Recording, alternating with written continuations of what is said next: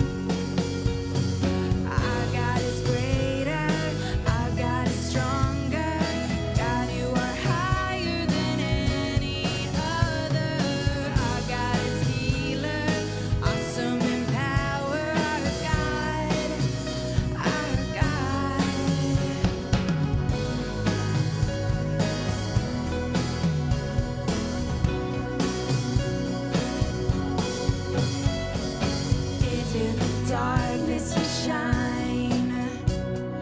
Out of the ashes we rise. There's no one like you, none like you.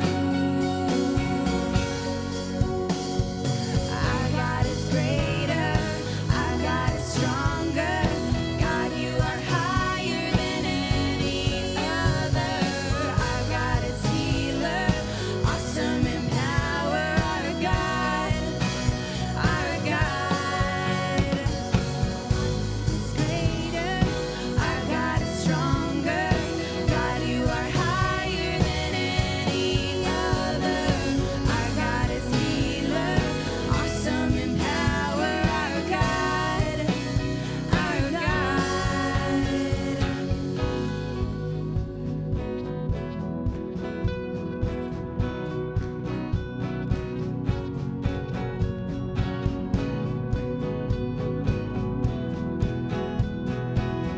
I want everyone to sing with me on this. You guys know it. And if our God is for us, then who could ever stop us? And if our God is with us, then what could stand against? And if our God is for us, then who could ever stop us? And if our God is with us, then what could stand against?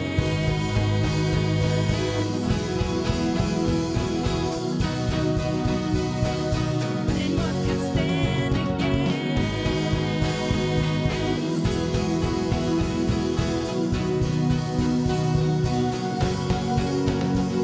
Our God is greater, our God is stronger. God, you are higher than any other. Our God is healer, awesome in power. Our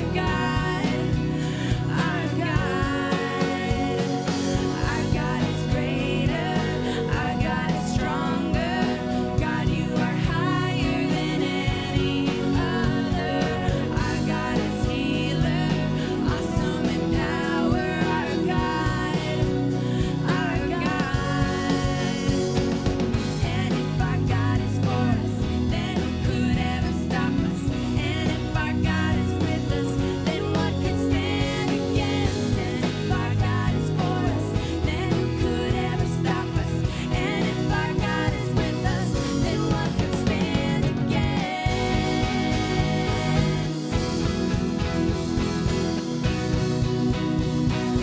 Then what could stand against?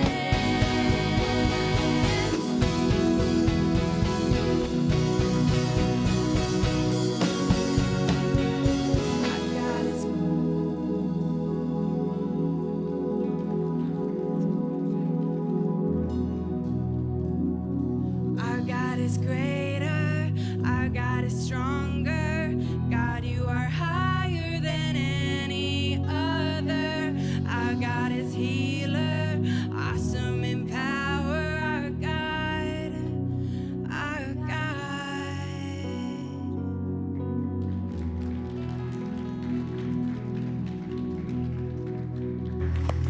What a great song that we get to sing. Thank you for being here, and welcome to Encounter Church on this spring snowy day. Now, I told my son that it was going to be snowing today, so he wakes up, he runs to the window, and he looks out, and I don't think there's excitement on his face, and so I peeked around, and I said, "Josiah, are you excited it's snowing?" He's like, "Yeah." I was like, we feel the same way sometimes.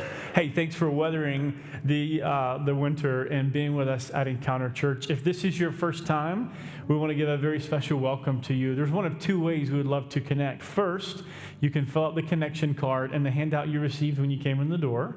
The second option that you can do for us is to download the Encounter Church app, Touch Connection Card. We'd love to get to know you as you get to know us, and we'd love to tell you more about who we are and how you can be involved. And if you're joining us online today, give a very special welcome to you as you join us for our worship service this morning. Once again, thanks for being here. Welcome to Encounter Church. Let's continue to sing together.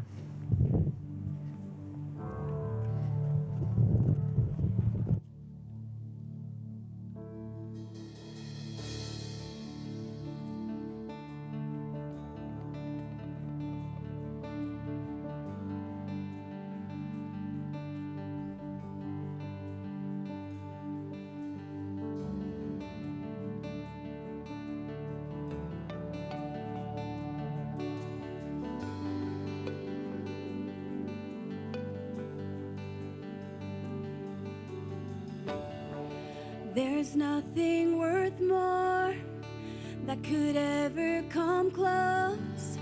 Nothing can compare. You're our living hope. Your presence, Lord.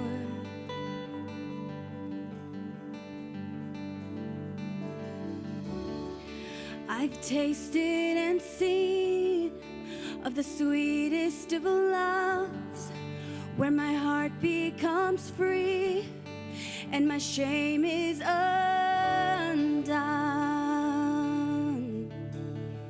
Your presence, Lord.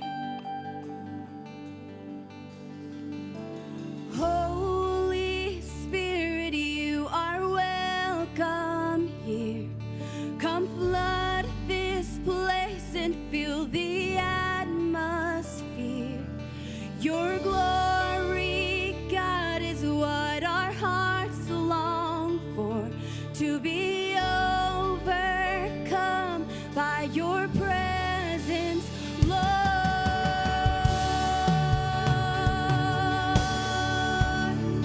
Your presence, Lord.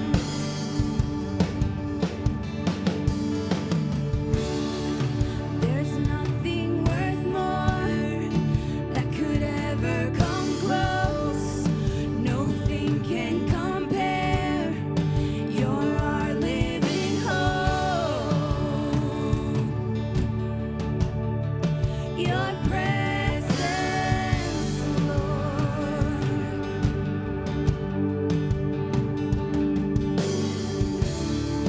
I've tasted and seen of the sweetest of loves, where my heart becomes free and my shame is undone. Your presence, Lord.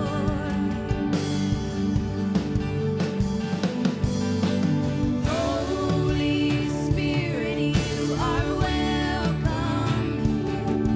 Come flood this place and fill the atmosphere.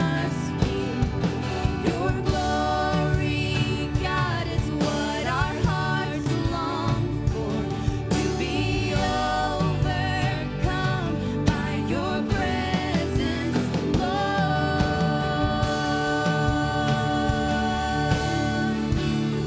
Your presence, Lord.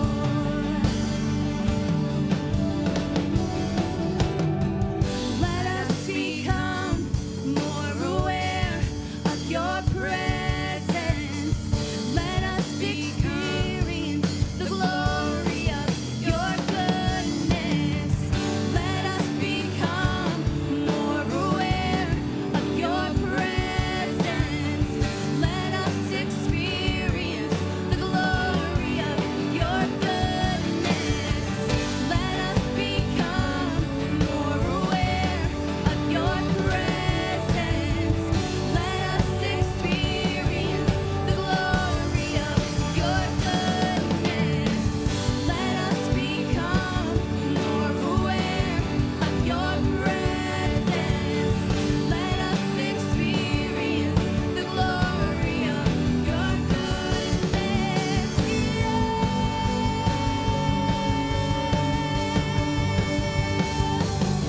Holy Spirit, you are welcome. Come flood this place and fill the atmosphere.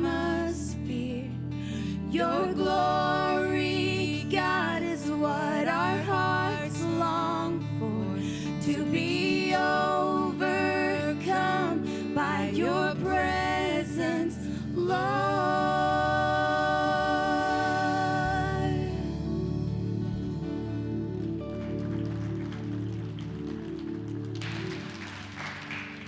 That's such a powerful song. There's this simple line that maybe that's your first time hearing it, and you're like, that's a lot to digest.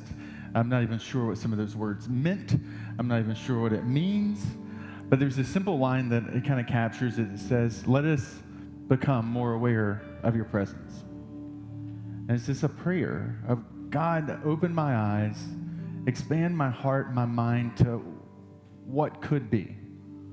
Help me to imagine how my circumstances, how my life, how my marriage, how my family, how my work, how my inward kind of disposition could be different because of your presence.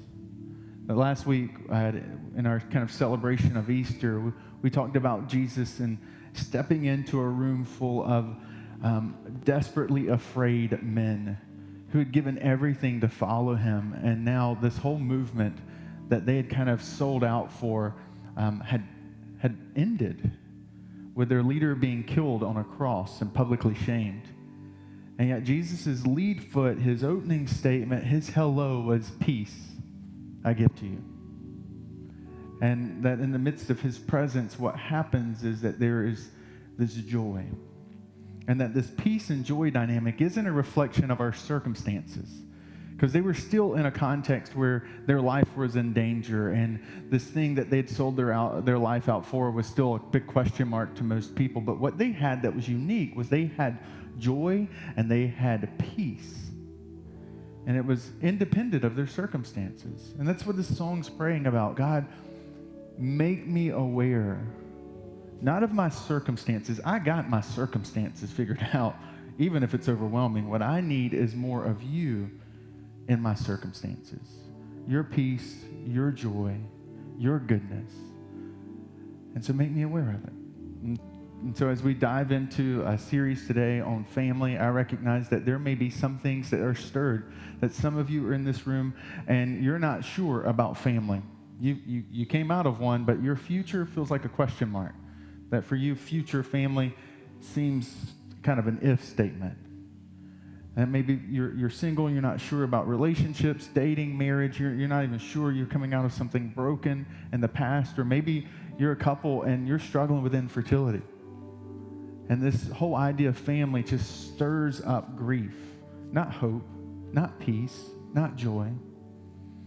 And what I want you to hear, what I want you to sense, even in this morning, is that there is a God who created family, a God who calls you into his family, who brings peace and joy into your circumstances, no matter where you are this morning, whose word and whose teaching and whose instruction to us, even when it's about family, expands into other areas of our life, in our work, in our relationships with others, in our friendships.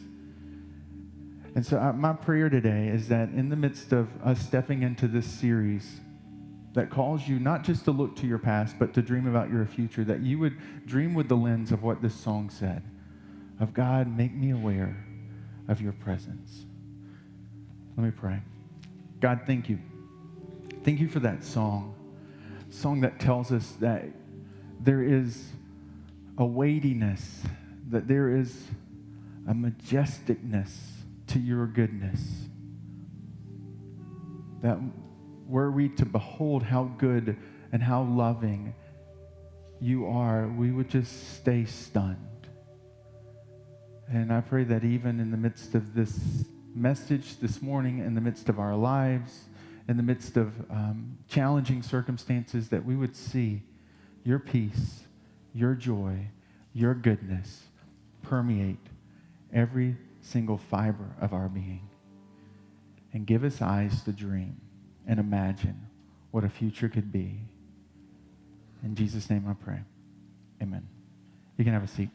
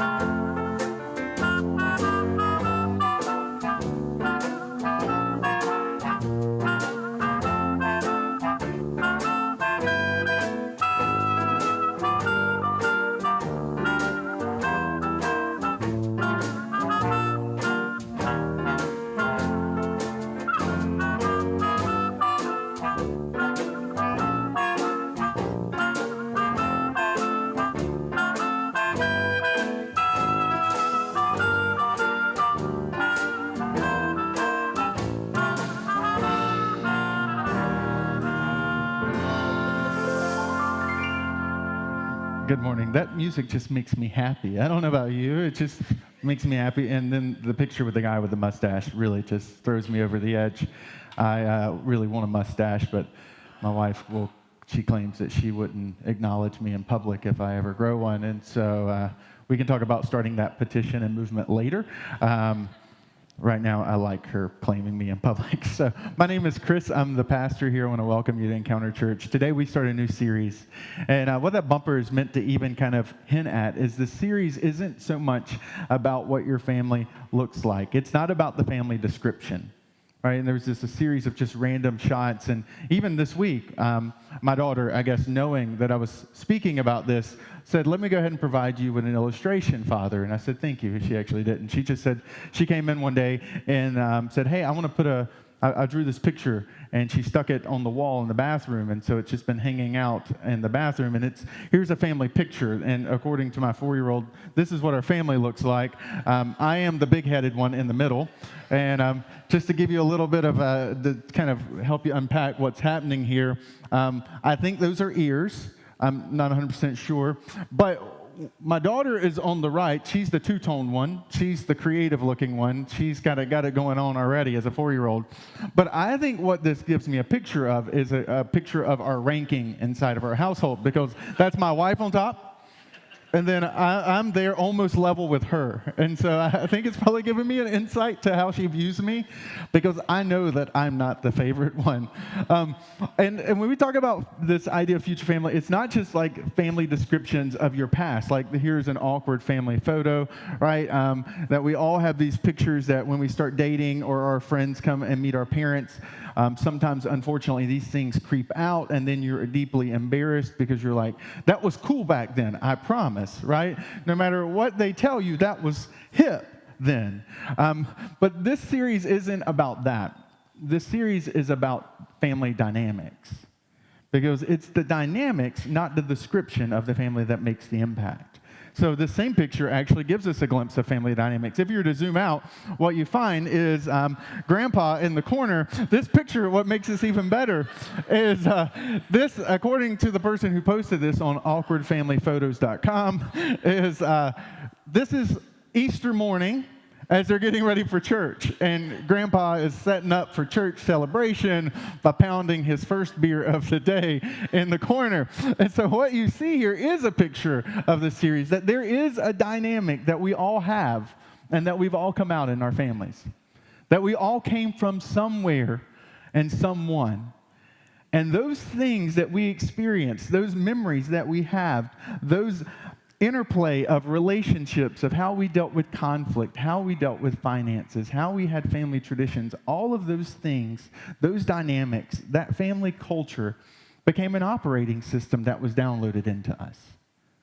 And that we operate into that operating system, and that we come out of our family dynamic in our past, and we move into a family dynamic in our present. And it's not just our family dynamic, because I recognize that there are, across the spectrum, there are some who are single in this room, there are some who are married, there are some who are processing through a divorce, there are some who just aren't even sure. That we have full kind of spectrum, and that these dynamics aren't just at play in our present families, they creep into our workplace. They creep into our personal relationships and our friendships. They even influence and define how we will date, and how we engage with people, and what our standards are. That these family dynamics are critical, and if we want to move into a future with a family, we have to make sure we've processed our family from our past. And many of us can feel confined and trapped about what we've come out of, what the pattern that we've kind of had downloaded into us that we just think is the norm. And then what happens is that we start to interact with other humans who came out of different dynamics, and there starts to kind of, in the heat and the cold, a storm front starts to brew. And whether that's in friendships, whether that's in the workplace, where you've got someone who is very much conflict-oriented and you came from a passive-aggressive home, or whether that's in your current relationship with your spouse right now. And so the question, what I want to even dive into this morning, is how do we process our family dynamics, and can we even control our family dynamics? And today what I want to do is kind of an aggressive thing. I'm going to go ahead and give you a disclaimer. I want to tackle 50 years worth of a family story from the Bible. And I'm going to do that, hopefully, with the precision of a ninja, working through the passages and working through the storyline, because this is maybe a family that you haven't spent a lot of time thinking about, processing, or maybe you've never even heard of them. But what I want to do is, by looking at their storyline, by looking at multiple generations, what I think we can see is we can get a glimpse into what shapes our family dynamics, that bleeds into our professional and personal dynamics, but then also look at how do we begin to shape our future family and the dynamics that will control, gauge, and dictate it. The story that I want to process through, and especially for Americans, here's where it's helpful, because as Americans, we tend to be very much present generation oriented. Not all Americans, but the average American tends to, when they think family, they immediately think like the spouse, kids, the aunts, uncles, grandparents, extended family may not immediately come into your like mental processing when you think family. It's the extended family. But for many around the world, for most cultures around the world, in fact, and in fact, in the ancient Middle East context where we're going to read from today, family was everyone. A lot of times families lived in the house or the tent or a collection of tents or huts together. And so you would have multiple generations all kind of living in the same area. And that helped to really form and forge and give us a glimpse of how things that happened 50, 60, 70, 100 years ago is still impacting you today. That there are stories your great-grandparents told your grandparents that are still influencing your life today. And it's harder to see in American culture, but it's really clear when we look at the story of Jacob. And so I'm going to go ahead and encourage you. The sermon notes in the Encounter Church app is probably the best way to follow along with me. Okay, if you get overwhelmed by a lot of content, I'm going to tell it like a story so that you don't have to like kind of read the verse and follow along. But all of the sermon notes have every passage I'm going to point to throughout the morning. And I would encourage you, maybe even the course of this week, because you're going to be like, this is straight up crazy, to encourage you to read it. These people aren't normal. Okay, this is like soap opera, like Grey's Anatomy kind of drama stuff. Like people could make money writing books about what these people have done. And so I encourage you to process through it, because Jacob is the grandson of Abraham. Okay, and Abraham's one of the most famous religious figures on planet Earth. Okay, Abraham is one of those guys that he is directly or indirectly the heritage, physically or spiritually, of over 4 billion people on planet Earth today. Abraham is considered by the Jewish people to be the first ever Jew. The first time the word Jew or Hebrew gets used is used regarding Abraham by God himself. And they trace their direct spiritual lineage back to him. You have another large group of 1.6 billion people called Muslims around the world who trace their direct lineage back to Abraham, because Abraham has 2 sons, Isaac and Ishmael. And that these 2 sons, one produces the Jewish nation and one produces what is known as the Muslim people. And then indirectly, Christians point back to Abraham as the spiritual example when God promises things to Abraham. So 4 billion people point themselves and orient their religious and their spiritual views out of this one man named Abraham. Now, Abraham has a grandson named Jacob. And Jacob is an interesting kind of character, and it's his story and the story of his sons that I want us to process through this morning. You see, Jacob has 12 sons, which is a lot of children, first of all. Right? For any of you that have more than 3, you understand that names start to kind of get a little ambiguous at number 3 to 4. And so imagine having 12. He has 12 sons, and to even make matters worse, he has multiple wives. And if that could not be any more complicated, he actually has a favorite wife, which I imagine never went over well, right? I mean, that's a horrible idea. And so he has a favorite wife, and in the midst of this crazy family dynamic, there starts to be some intense sibling kind of rivalry, to the point of the storyline that I want to pick up this morning, that in Genesis 37, you hear this picture and this snapshot of the brothers' relationships with one another. It says that Jacob lived in the land where his father had stayed, the land of Canaan. And this is the account of Jacob's family line. Joseph, a young man of 17, was tending the flocks with his brothers, the son, and then it lists multiple wives, of his father, and he had brought their father a bad report about them. Now Israel, whose name's Jacob, loved Joseph more than any of his other sons, because he had been born to him in his old age, to his favorite wife, might I add, and he had made him an ornate robe for him. When his brothers saw that their father loved him more than any of them, they hated him and could not speak a kind word to him. Verse 17, we'll jump into that. They had moved on from here, one location, to the other, because the father said, Joseph, I trust you. You're my favorite son. Your brothers are crazy and are always up to no good. I want you to go check in on them again. And so Joseph goes, and as he goes to the place where they're supposed to be, where their father had told them to go, the man there says, they've moved on. I heard them say, let's go to Dothan, which is a neighboring town. So Joseph went after his brothers and found them near Dothan. But they saw him in the distance, probably because he was wearing a bright, shiny coat, because he was the favorite son made by his father, right? And so they're like, oh, here comes the favorite one. In fact, they say, oh, here comes the dreamer. They said to one another, come, let's kill him and throw him into one of his cisterns and say that a ferocious animal devoured him. Then we'll see what becomes of his dreams. If you happen to have sons, multiple sons, as crazy as they may seem, you've never walked in on a few of them transpiring this creative conspiracy, creating this scheme of how to murder the other one. Now, this is what happens here, is that Jacob, with his multiple sons, it's gotten so intense, the rivalry, the favoritism has gotten so kind of ingrained and so negative that literally a group of 10 of them start to devise a scheme to murder Joseph. And the reason they want to murder Joseph is because Joseph's the favorite one. And it's not just because I'm sure if you have a sibling, you've probably said, oh, my parents have a favorite one, right? You probably, if you're the favorite one, then you've never said that because you would never own it. If you're a sibling who it's not you, then you're like, no, I know who the favorite one is, right? And so this like idea of that's the favorite child has gotten to a point that he's not just like subtle underneath dynamics. Here's a special robe. None of your other brothers get it because I love you more. And they're like, let's kill him and let's use the robe to trick our father. And he'll never know.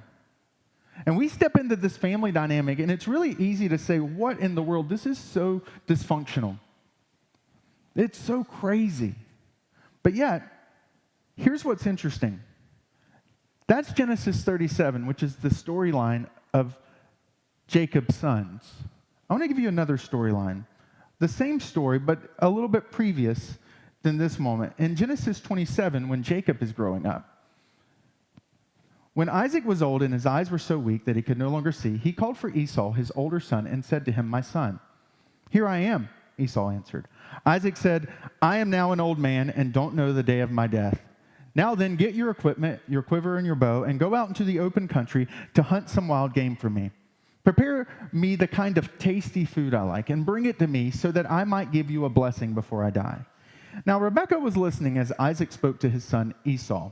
When Esau left for the open country to hunt game and bring it back, Rebekah said to her son Jacob, look, I overheard your father say to your brother Esau, bring me some game and prepare some tasty food to eat, so that I might give you my blessing in the presence of the Lord before I die. Now, my son, listen carefully and do what I tell you. Go out to the flock and bring me 2 choice young goats so I can prepare some tasty food for your father, just the way he likes it. Then take it to your father to eat, so that he might give you his blessing before he dies. Jacob said to Rebekah, his mother, but my brother Esau is a hairy man, while I have smooth skin. What if my father touches me? I would appear to be tricking him and would bring down a curse on myself rather than a blessing. His mother said to him, my son, let the curse fall on me. Just do what I say. Go. All right, so here's something interesting. What happens with Jacob's sons happened to Jacob? Favoritism, right? Deceit. He's the son, he's the favorite son of his mom, who enters into a scheme with him to rob the contractual blessing from his brother. And they orchestrate this very elaborate plan to do so. So what you see happening in the storyline of Jacob's sons happened in this storyline of Jacob with his parents too. And here's the thing, that when you compare the fact that decades apart, here's this family dynamic, what you realize that there is a default operational system that we can carry into our future family. And you see it with Jacob bringing it in to his family with his sons. This idea of favorite child and deceit and manipulation wasn't new to his sons. They had watched it in their father and heard the stories from their father about what had happened. You see, I think what happens with the word default, the reason that I want to call it default is that default actually has this interesting history. I love words, and I actually, for fun, look up where words come from, okay? I probably need counseling. But here's what's fascinating about the word default. The word default literally means to fail. That's why one of the ways that it gets used is, well, they defaulted on their mortgage. They failed to pay. Well, operational systems, computer software, use the word default in a similar kind of stream of thought for their camp and their world and their discipline. When they establish this idea, a default should be the assumed setting where someone fails to choose a new one. And because they failed to choose a new one, they default to the existing one. That a default is, by its very literal nature, a failure to choose. But here's the thing about a default. A failure to choose is still choosing. You just choose what's ever there. And for Jacob's sons, what was there was sibling animosity, deceit, manipulation, deception, and internal strife and hatred among siblings. They failed to choose, and so what they got was what was already there. And that's what you see play out in the life. That's the first source of family dynamics, is our default setting. The things we bring in to our families that we failed to change or choose an alternative from our past. Now, the good thing for most of us, most of the time, is that we bring in a lot of good things from our past. Right? That there are things about your family, there are family traditions that really are genuinely a treasure to you. You think about vacations, places you visited, whether it was the mountains or whether it was the beach or whether it was summers at the Cape, right? There are certain things about growing up with your family that you bring and you don't want to change. You haven't thought about changing it, it's just there. But the problem with operating on the default setting is that by doing default, you never choose or even become aware of alternatives. Because there are other things we bring into our family dynamics and into our professional dynamics that we probably should think about changing.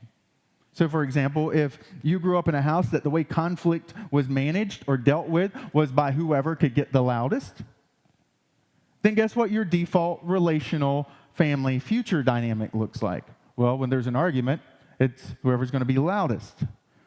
Well, what happens if you get paired with someone whose family dynamic was passive-aggressive? That's 3 years off from needing a counselor. Or 5, 7, 10 years off from potentially destroying your relationship. The reason that this default is important for us to be aware of it is because if we don't replace it, we repeat it. And that's what happens. Jacob never replaces those dynamics, and his sons repeat it. And so let's be aware of those things. And reflecting on questions of like, well, how did finances get managed in my household growing up? I mean, even practical, I'm grateful that my wife didn't grow up in a household where she watched her dad have to repair things. And that sounds silly, but something as simple as growing up in a house where her dad did all the repairs would have probably been a default setting for her going into our relationship, where she assumed that I repaired things. But I got to be honest with you, I am not a person who repairs things. I am a person who's gifted at breaking things so that they can be repaired. That's my gift mix. I can break things really, really well. And if I had to repair something, it's going to be Google or Angie's List. Not me getting in there and getting dirty, or watching a YouTube video and looking really confused at how in the world do you do that? But what's funny is that those little subtle things, we bring them to the table, don't we, in our default setting. And it's not just from our family. It can even apply to previous work experiences. If you worked in a place where it was silo, where you keep your head down, you don't disrupt anything to make it better, and that's what you learn, that becomes your default work setting, then guess what? It plays into your next job. Because if you fail to replace, you repeat. It's why, as crazy as this may seem, my first ever job was at Walmart. They hired 15-year-olds at the time, and I wanted a car, and so they were the only place in town that would hire me, so I got a job at Walmart. And while that may be one of those things where I look like I fed into the corporate greed machine, today, at the time, it was incredible because the original founder was still in control of the company, and I learned this foundational rule. One of my first ever lessons at Walmart was called the 10-foot rule. If someone ever gets within 10 feet of you, you start smiling and you walk towards them. And this 10-foot rule was beat into me. Well, every single job I've ever had since, that's been my default. And even when people aren't smiling, I can't help it. It's like I have this invisible radar. And to this day, like no joke, if I'm at Walmart, even if I'm traveling around the nation and I'm at Walmart, people will walk up to me and ask me where to find laundry detergent.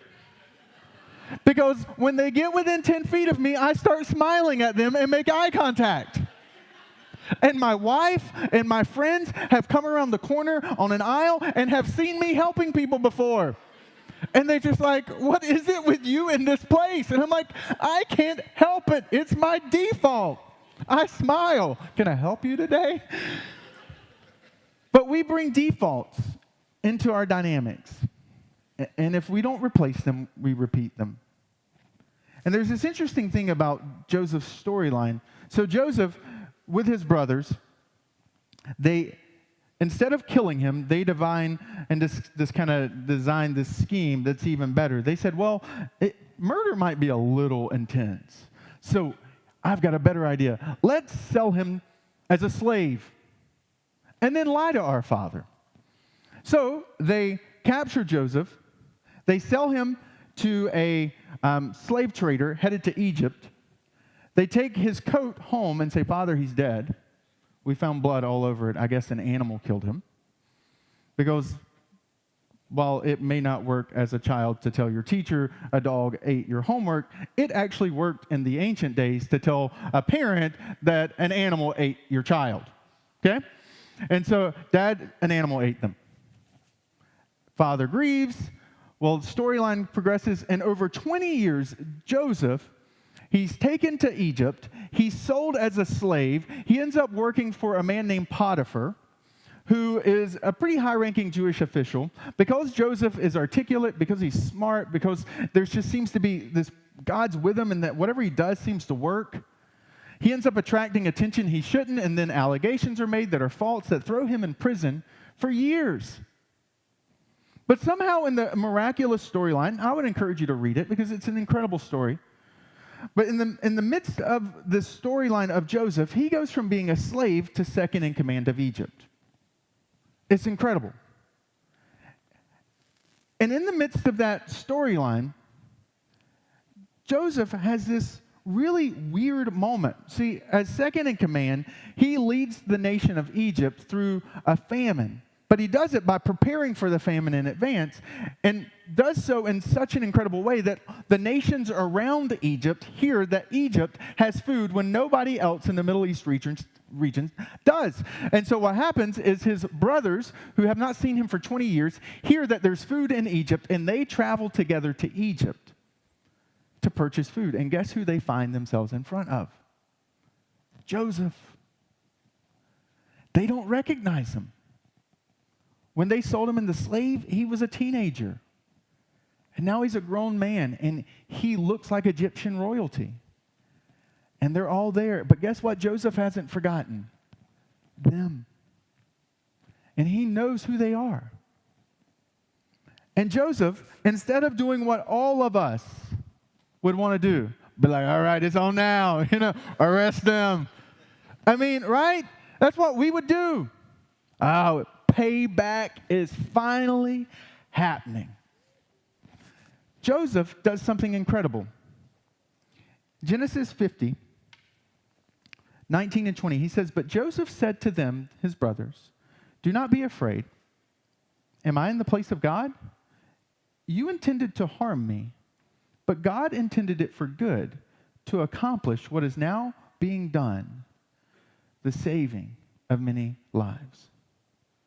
So then don't be afraid." He goes on in verse 21. "I will provide for you and your children." And he reassured them and spoke kindly to them. You have to let the weight of that. You're looking at the brothers who sold you into slavery, and your response to them is, I'm going to take care of you. What you meant to disarm, what you meant to destroy, God used for good. In the midst of preparation for this message, one of the things that struck me is that you see a very clear family dynamic at play. There was this default setting that happens that plays out with the brothers. But I was like, where does that come from? Where does a guy who's sold into slavery and for 20 years lives in a foreign land, has to learn their language and their customs, where in the world does someone like that have the faithfulness to continue to trust God even when everything else is falling apart?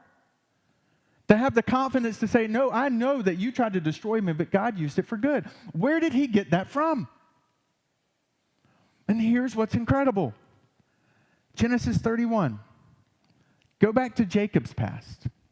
Jacob is now married, multiple wives, is working for his uncle Laban. Laban is a shepherd. He is a very successful shepherd, and he brings Jacob on as an understudy. Jacob becomes one of the most successful shepherds in the region, to the point that the flocks continue to grow, and his workers continue to multiply, and Jacob becomes a substantial financial powerhouse, to the point that it starts to affect Laban's business, because Laban's other workers are starting to suffer because he's dominating. And so what happens is there begins to be this tension, this frustration. Laban begins to, over the course of 7 years, tries to swindle, tries to trick, tries to steal back the resources that Jacob has built. And so chapter 31, we pick up on this scene. And it says, "And Jacob noticed that Laban's attitude towards him was not what it had been." Because when Laban was watching the money roll in and the sheep multiply, he was like, this is really good. But now he's starting to watch his business suffer and Jacob's business climb. And so the Lord said to Jacob, "Go back to the land of your fathers and to your relatives, and I will be with you." So Jacob sent word to Rachel and Leah. Rachel is the mother of Joseph, to come out to the fields where his flocks were. And he said to them, "I see that your father's attitude towards me is not what it was before. But the God of my father has been with me. You know that I worked for your father with all of my strength, yet your father has cheated me by changing my wages 10 times. However, God has not allowed him to harm me. If he said the speckled ones would be your wages, then the flocks gave birth to speckled young. And if he said the streaked one would be your wages, then all the flock bore streaked young. So God has taken away your father's livestock and has given them to me." So here's something that's incredible. Joseph is 6 years old when this is happening. All of his brothers are far older. They're all into their adult years. But Joseph is 6 years old. He's the favorite son, which means he's always with his father. So Joseph learns to trust God when circumstances aren't going his way, not because he invents this while he's in bondage and slavery in Egypt. He learns it by watching his father. But the thing about Jacob is that Jacob and his life story was not always filled with this devotion to God and this trust in God. Jacob has a moment and an experience with God that reorients him. And in the midst of that reorientation, Jacob starts to redefine even who he is. He changes his name to Israel, which is a direct tie and connection to God. And in the midst of his name change, there's a reorientation around Jacob's life and values. And Jacob begins to do with Joseph what he did not do with the other sons. He begins to define some family values. And the way he defined it was what was communicated and what was demonstrated. Again, I don't have time to rush through the verses, but if you were to go from 31, 32, 33, and you were to track along the kind of the chronology of what's happening here, what you find is that Joseph watches from the best seat in the house at the very back of the caravan. He watches reconciliation between Jacob and Esau. He sees brothers reconciled. He watches his father wrestle and struggle with his relationship with God and come out of in a place where God is one of the most important things in Jacob's life. And all this is happening, all this is being communicated and demonstrated in front of the eyes of a 6-year-old boy named Joseph. And where so many default things had been done, this is one of the areas where Jacob made a decision to define what his family was going to look like. Specifically, the 6-year-old he still had influence over.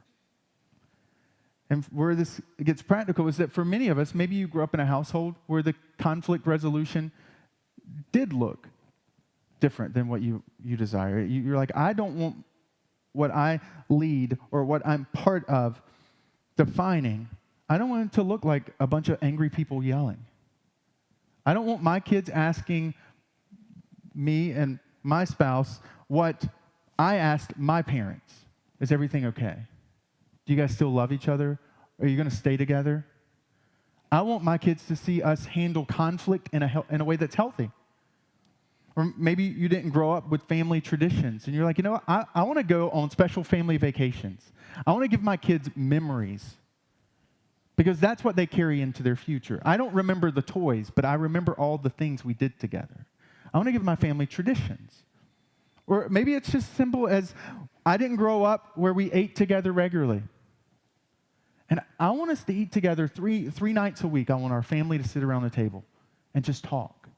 It doesn't have to be significant. It can be small. But here's the thing. If we don't replace it, we repeat it.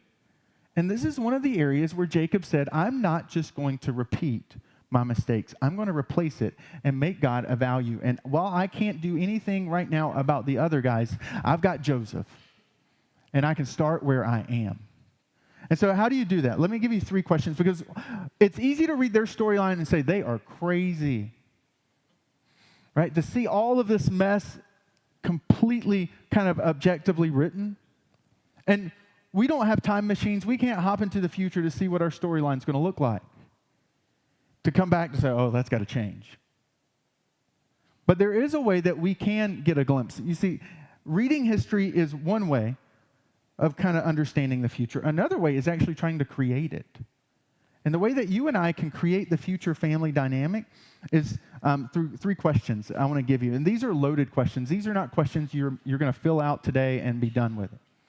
These are questions that are meant to kind of go inside of you and only come back out if you've got the courage to do it. The first question is, what do you want your family or your business, maybe the group that you lead at your workplace, what do you want it to look like? That's the first question. It's in the sermon notes there for you with some space to process. What do you want it to look like? Because if you don't know what your family If you don't know what your family, work, group, dynamic, if you don't know what you want it to look like, you'll never know what you're aiming towards. And you're going to repeat what you've done. And if what you've got in the past is great, then fine. Maybe you get lucky. But what we don't replace, we repeat. And this question's meant to begin to help us to replace what we want to go to, what we want to work towards. The second question is probably the most intimidating one. So the first one's about where you want to go. You have to have 2 points of reference when you map out a plan. You have to know where you want to go and where you are. So I'm going to give you the most terrifying question you'll probably ever ask anyone, but this is a question that will change your life. And it's to look at the people in your lives, whether you work with them and that's what you want to see change, or whether this is in your relationship with your spouse or maybe potential, or this is in your marriage or in your current family now. You say to them, hey, what's it like to be on the other side of me? You see, if I want to say that what marks our family is the way that we peacefully resolve conflict, and that's where I want to work towards, I've got to ask the people who have conflict with me, hey, what's it like to be on the other side of me? And if they say it's terrifying, it's loud, it's scary, then you're like, oh, well, I guess I got a good idea then. I don't have a current description, though. Because what happens is we tend to live with a very rosy picture of who we are. That's why you can't ask yourself what's it like to be on the other side of me, because you don't have a clue. I don't have a clue. But your spouse does. Your executive assistant does. The nurse you worked with, she does. The person beside you in the cubicle, they know. And we have to be brave enough to ask, hey, what's it like to be on the other side of me? And then the final question is this: what's one thing I need to do to shrink the gap between the two? Because what you're going to find as you start to process through is there's going to be a gap. And that gap is going to feel overwhelming. And the way you focus is not by trying to repair the entire gap, but it's to pick the one thing that you value the most. And like I said, I knew I was covering 60 years worth of a storyline and unpacking a lot of things. So here's what I've done to help you. On our Facebook page, okay, facebook.com/EncounterChurch, right now it is currently live. There are 2 resources that we've put there. First is some questions I pulled out of the 7 Habits of Highly Effective Families. Okay, you don't need to read the book, but there are some great questions to guide you to help stir up conversation. So the next time you're on a road trip, next time you're on a date, next time you're hanging out with some friends or at a lunch break with some coworkers, you modify the questions a little bit and just ask a few. Really insightful. The second resource is probably one of the best books on organizational culture, and it's called The Advantage. And I just put a link to that on Amazon. It's a book that you should read if you're really curious, how do I flesh out family dynamics, this whole concept into my workspace? Because in the same way that your family dynamics will have impact on you and your family, that culture, that operating system will have significant impact in how you do business too. And it's a great resource to help prime and process some of the teaching from today. But here's why it matters. Is because our lives, in so many ways, are exactly like being in the middle of a canyon and screaming hello.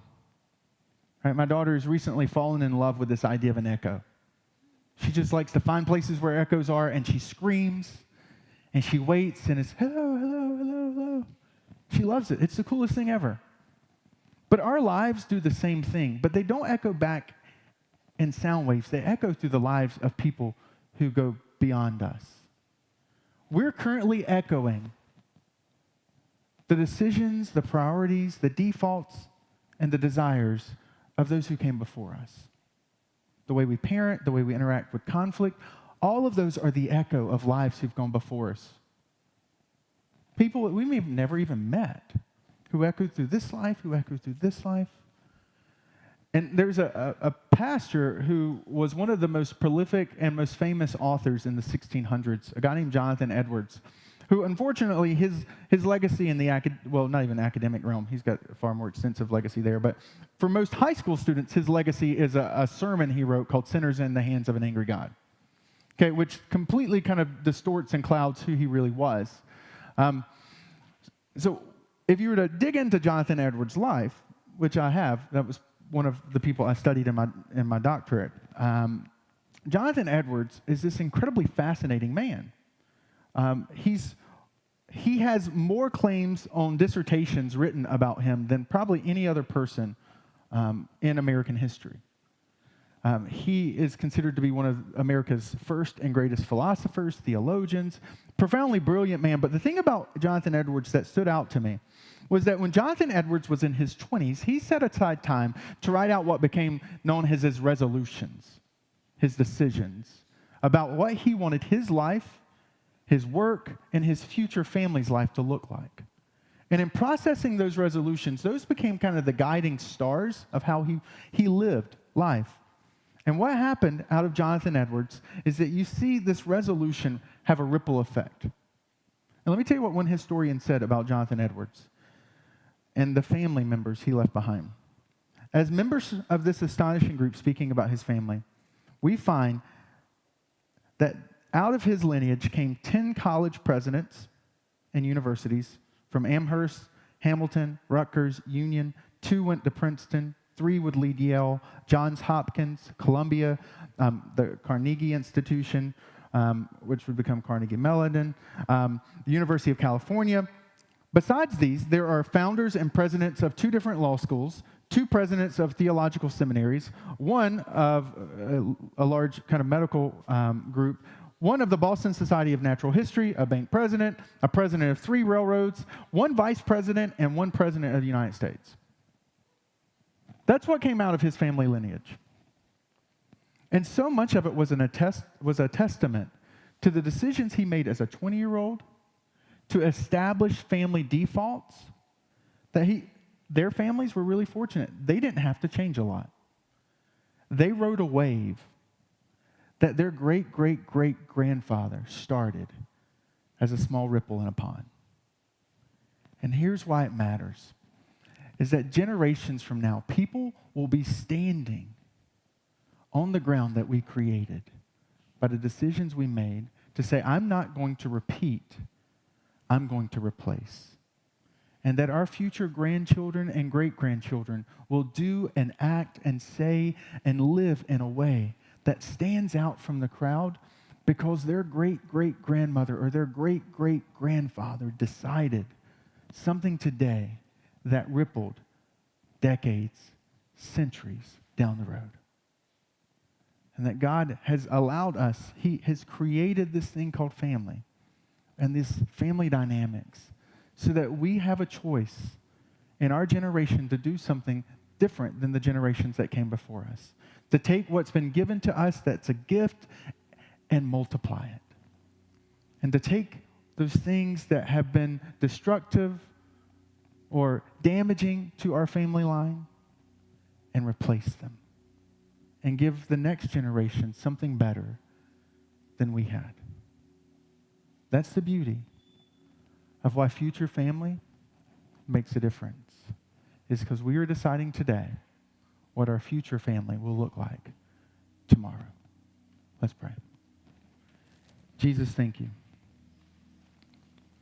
Thank you for your grace and your mercy. Thank you for this incredible story of generations of people. And I pray that you would help us to walk and live and move and act with an awareness that we are establishing a framework for the future. And that we're planting seeds that may not come to harvest for centuries. And so help us to be mindful, even as that song that we sang before we started, make us aware of your presence, of your goodness. Give us eyes to dream what you desire to do in and around and through us. Today, tomorrow, and into the distant future. And it's in your name, Jesus, I pray. Amen. So even in the midst of that message First of all, I want to thank you for your patience. I went a little bit longer today because I covered 6 decades worth of history. And to set us up for what we're going to process through the rest of this month and talking through family dynamics. But one of the things that we do at Encounter Church is we finish our kind of Sunday gatherings with a song. And the song is meant to be a space for us to reflect, to process. Maybe there's some things in the midst of the message that kind of really resonated, and you don't want to lose it. And that's why even with the sermon notes, there's these spaces, and it's just for you to capture your thoughts and say, you know what, I need to do something about the way I deal with my anger. Or I want us to talk today, I want to talk about family vacation. Or I want to buy the book Advantage. But there's probably something you can do out of today's message, and we want to give you space to think, process through that. For those who call Encounter Church home, it's a space that we set aside for them to be able to give back to God. We believe that God is deeply generous, and as a church, we desire to be generous. And that's why we do community events. That's why we partner with ministries around the world to help and to facilitate healing and repair. And we do that because of the generosity of people who call Encounter Church home. And so we leave space in the service for them to be able to give back. And maybe you're like my family and you don't give in a basket, you give through the app or online. But we want to make sure that we give a space for us to process through that. And if you're a first-time guest, here's the thing, or if maybe you're exploring Encounter Church, while we appreciate your willingness, we would ask that you not give. What we desire to do is step in with you into this journey and any way that we can facilitate, whether it's through prayer, whether it's just being available to ask questions or point you to a life group of people who are in community together processing the same thing you are, that we want to join you in your journey. And so the Encounter Church app has a connection card, and the brochure is a connection card. That's the only thing we're comfortable with you dropping in. How we can pray for you, how we can get to know you, how we can kind of join you in your journey. But we're going to be led today by our team in a song that is new. And the song is largely kind of written out of the Lord's Prayer, which is one of these famous passages. Even if you didn't necessarily grow up in church, you probably heard, "Our Father who is in heaven, hallowed be thy name. Thy kingdom come, thy will be done," right? Many of us are familiar with that prayer. But when Jesus first taught that prayer, it was radical because the people of his day never even imagined that God would be okay with them calling him Father. Because it wasn't our Father, it was actually the word Jesus used is like our Papa, our Daddy. It's this deeply intimate word. Because at the end of the day, family is God's idea. He's with you, for you, in this journey. And so the courage to be able to sing while that song is over us, about a God who created family, a God who's bigger than any of the challenges and struggles that your family has, to make a difference that ripples through generations. So I invite you to stand. We're going to sing, and then I'll come back up and make one announcement about next week, and then we get to enjoy our snowy spring day.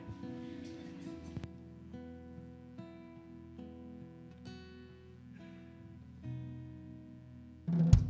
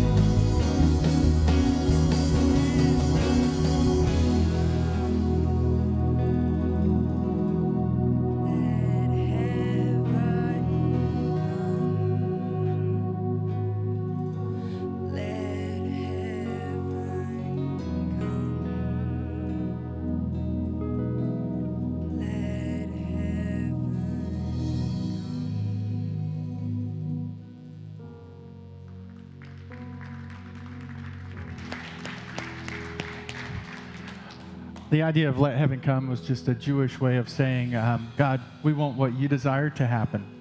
And one of the things that we believe as a church that he desires and what he's demonstrated is a church should be known for what they do for a community, not what they take from. So next week, okay, is a little different. We're actually not going to meet here next week. We're going to take that 1 hour that we normally gather together, and we're going to kind of go into our communities and your kids, actually, if you have kids down in the family ministry area, they're going to be getting a little card today that says, here's some ideas of what you can do. Bake cookies, help clean a yard. It's just a bunch of series of ideas. But we want to challenge you, encourage you. Next Sunday, take the 1 hour that you normally kind of set aside here and just look for an opportunity to do good in your community, in your neighborhood. Big or small, it doesn't matter. Just something that demonstrates kind of that spirit of we believe that we should be known for what we do for. And we don't think that's just church. We think that's family too. That we can foster generosity, we can foster gratitude in our families, in our friendships by doing good. And it doesn't have to be weird. It doesn't have to be awkward. It's just baking cookies and dropping them off at the fire department because they like to eat, right? I mean, you bring me cookies. I like to eat. But it's just this way of us kind of continuing that mission in the spirit of, instead of just talking about family and family dynamics, we're like, next week, let's give us an opportunity to practice one and to foster one. But then April 17th, we'll be back here. We're going to be meeting. We'll continue our family dynamics. Thank you for letting me go 10 minutes long today. We wanted to kind of lay a really heavy foundation for our family series and the things. Next few weeks, we're going to talk about how to deal with discipline conflict, because if you have a child, you've probably understood by now that if they're breathing, they disagree with you on some things, and they can be constantly scheming how to overthrow you. So we're going to talk about that and how to work through that. And we're going to also talk about what does it look like in our workplace, in our own lives, but even in our families, to foster the uniqueness, because God made you on purpose. So what does it look like to foster that, to create an environment that calls out the best of who we are? And so we're going to deal with that this month too. But hope you had a wonderful day. Hope you enjoyed this really weird, snowy spring series of days we're about to have. We look forward to seeing you back here next 2 weeks, and we look forward to hearing the stories of what God does through you next week. God bless you. Have a good one.